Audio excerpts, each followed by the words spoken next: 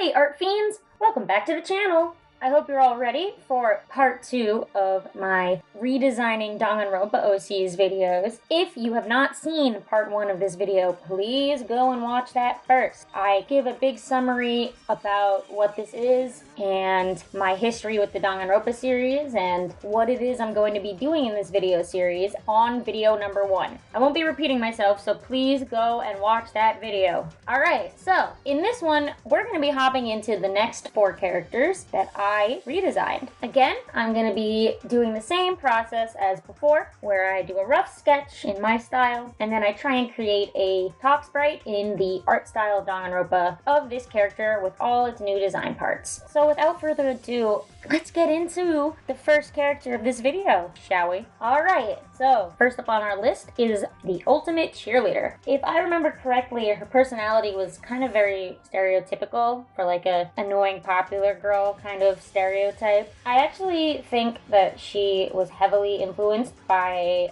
Kyoko, and that actually will end up playing a part in the design I end up choosing for her. I use Hyoko's sprite as a base sprite for her. So this character's name is Takia Gibbons. She's American, since I guess to me a cheerleader seemed like a very American sport. Her original design, she had this very muted hair color, and I obviously could not draw pom-poms to save my life. They kind of look like the tops of truffle trees from Dr. Seuss's The Lorax, not gonna lie. I think I have a better understanding about how pom-poms work now than when I did draw these originally. Her outfit as well was very much, I think, just a regular school uniform, but it was kind of weird looking. And since she's American, I decided that I was gonna actually put her in a cheerleading outfit. It made sense. It's both a uniform and also part of her sport. So first up was sketching her design.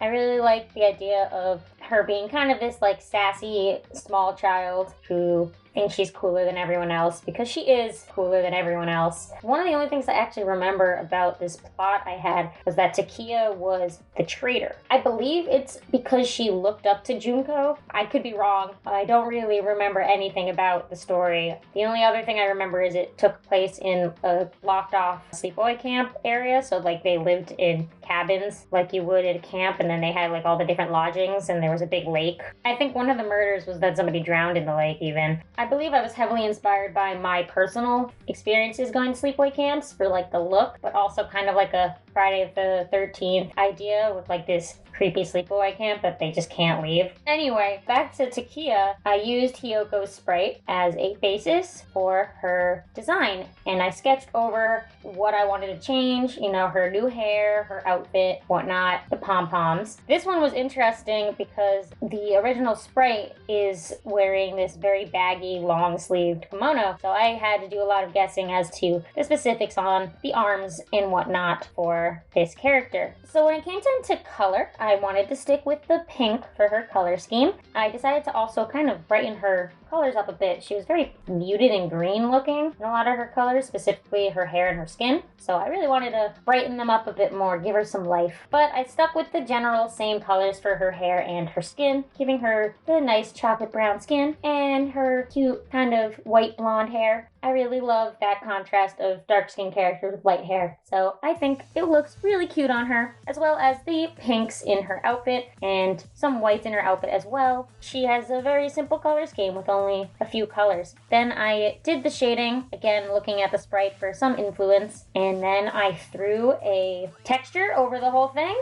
and that was it. That is Takia's new design. Okay, let's hop on into the second character of this video. Next up, we have the Ultimate Basketballer, or I think I called him the Ultimate Baller for short. Either or, this guy plays basketball. That's about it. This guy's name is Najak Romain, and he is Haitian. His original design was very simple. I was looking at a lot of basketball players. A lot of them have either a buzz cut or a shaved head, so I wanted to give him that look to make him look like real-life basketball players. I will say his colors kind of suck. I used like the brightest blue for that jacket, and it's just a terror to look at. I don't know what I was thinking at all. So going into this, I knew for sure his colors were gonna get a tune-up. So first, I started off with his sketch. The way I draw him actually ends up looking really different than the final just because of the way Danganronpa looks and the sprite I was going to be using. I decided I wanted to use Hagakure as my sprite base for this character because I liked his kind of like stubbly, unhinged kind of look, and of all the characters, Hagakure kind of has a more older look to him. You know, he's kind of looks a lot older than a lot of the other characters, so I really wanted to use him because of that. And I also really liked the collar he had. I could totally use that for my jacket as well. So in my sketch for Najak, I decided to keep that buzz cut, and I also decided that he was going to get some stubble to kind of also age him up a bit more than some of the other characters. And I wanted to stick with that jacket. I liked the idea of him wearing like a sports jacket, but underneath it I decided to give him a jersey, and I named him number 6 because he is the 6th character that I designed. Wow, I'm so creative.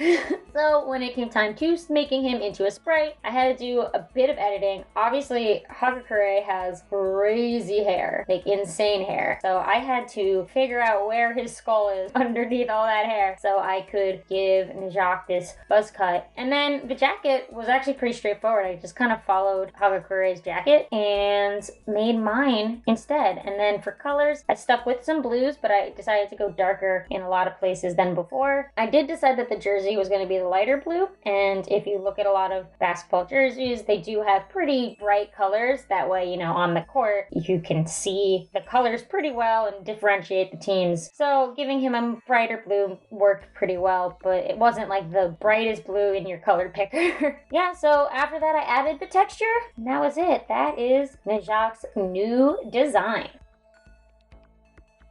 Okay, so on to the third character of this video. Next, we have the ultimate lawyer. Her name is Ayaka Yamazaki. She is Japanese. Her original design has this kind of bossy, authoritative teacher kind of look to it. I do like it. It's a good starting point. Her whole personality is that she is very strict and a rule follower, and you know, she's a lawyer, so she is very much about defending the law. So that plays in pretty well in a game about solving murders and holding trials. So when it came time to redesign her, I liked the starting point I had, but I thought I could do a better job showing it now with a bit more detail and a little bit more personality. So for my sketch, I have her very strict looking. Originally, she had kind of a very slight curve in her hair, so I decided to go all in and kind of give her little wavy hair coming down on the sides and keep the bun in the back, but I thought it'd be a cool idea to kind of give her some stick things in her hair that are holding them in place. I thought just having something additional in her hair would be kind of a nice touch to just give her some sort of accessories. For her sprite, I used Tsumugi as the basis for her. Tsumugi's outfit was just exactly the outfit I wanted for my character. The exact same jacket, the exact same shirt cropped half, and the same skirt. All of it was perfect. So I knew Tsumugi had to be used. And Tsumugi has glasses, and I still wanted Ayaka to have glasses as well. So with all this in mind, Tsumugi made the most sense for my base. So in the sketching process, I added her hair bun and her specific hair, but the rest of the outfit, like I said, is just straight up Tsumugi's outfit. I'm just going to be changing some of the colors. I also changed her expression since Tsumugi looked really happy in her sprite, and that's not what I wanted for Ayaka. So in the color time, I wanted to stick in this black gray area since her original color was gray. So I kept her hair a black and her skin very light, so it's almost white. And then I used a different levels of grays for the rest of her outfit. Like I said, this one is very similar to the old version with just a few tweaks in the colors and just some spiffing up on the design elements, but I think it works. Ayaka is looking pretty nicely updated. So yeah, this is the new Ayaka.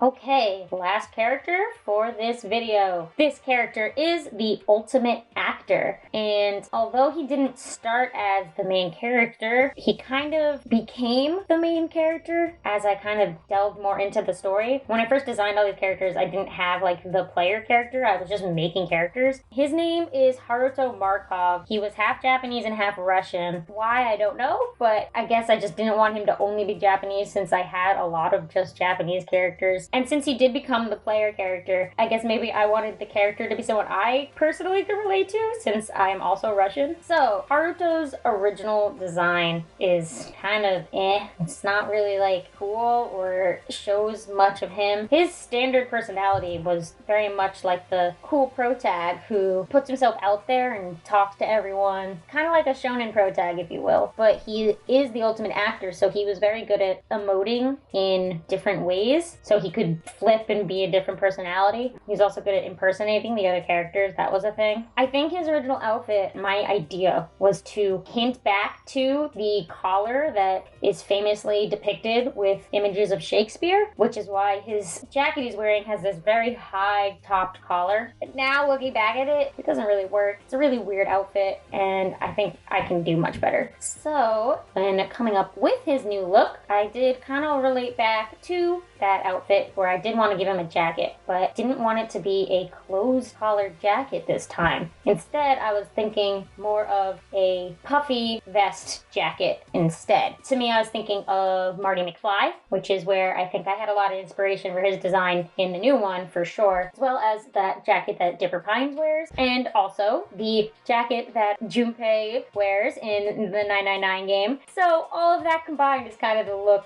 that he went for. I updated his hair. He had this like side swept thing, and his hair was kind of sticking up the end. Again, my hair styling was bad. I said this in the last video, but I was not good at hair at all. So I decided to update the look to that and give him more of a part that's very obvious with the swept bangs. He's got big Oikawa vibes with this hairstyle for sure. And I will say that all four of those characters that I have just named are some of my favorite fictional characters in all of media. They are on top of my list, so I think the fact that the protag character kind of took design elements from a lot of my favorite male characters in media, it says a lot about me, I guess. If you've seen other videos of mine, I've talked a lot about the character types I like, so it shouldn't come to a surprise that this is what Haruto is turning into. So, for his sprite, I decided to use Hinata as our base. Obviously, Hinata is a protag, so it made a lot of sense to use him as a base, and I thought he would work a lot better than either Naegi or Shuichi, because one, Naegi is very short and has kind of a baby face, and two, Shuichi is very shy and introverted, and I did not think either of those two fit Haruto at all, so Hinata was the choice. So for this sketch, I used Hinata's collar from his shirt as the basis, and then I added a collar for the jacket that Haruto was going to get, and then I also sketched in his new hairstyle.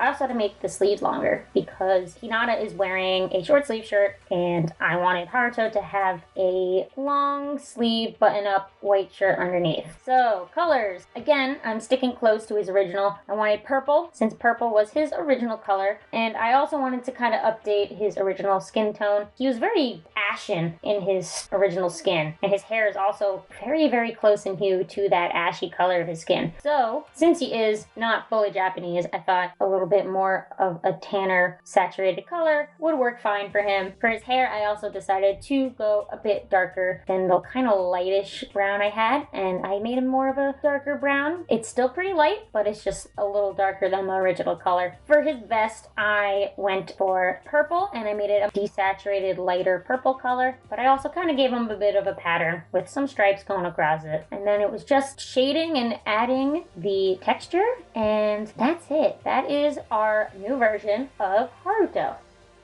That's it for part 2 of this Danganronpa redesign series. I hope this was interesting to watch. I've been really enjoying looking at old stuff I made and giving it new updated versions. And I also kind of like that it's giving me this renewed fuel for these characters. So who knows, maybe I'll make more stuff with them. With that, that has been 8 characters, and there will be 2 more videos in this series left to go. 4 more for each video after this. We're getting close now. Stick with me, and hopefully by the end I'll have an entire cast of characters characters for you guys to enjoy. Maybe this has inspired you to make sprites for your characters, and I would love to see sprites. So if you ever make anything that is inspired by one of my videos, please feel free to tag me in the drawing that you create. My links are in the description down below for my Instagram and for my Twitter. I also have a Discord server down there that you are totally welcome to join and just send stuff that you make. It's a really fun community and we'd love to have you. Well, that's gonna do it for us in this video. Like, comment, share, subscribe, all the things that the YouTubers say. Peace!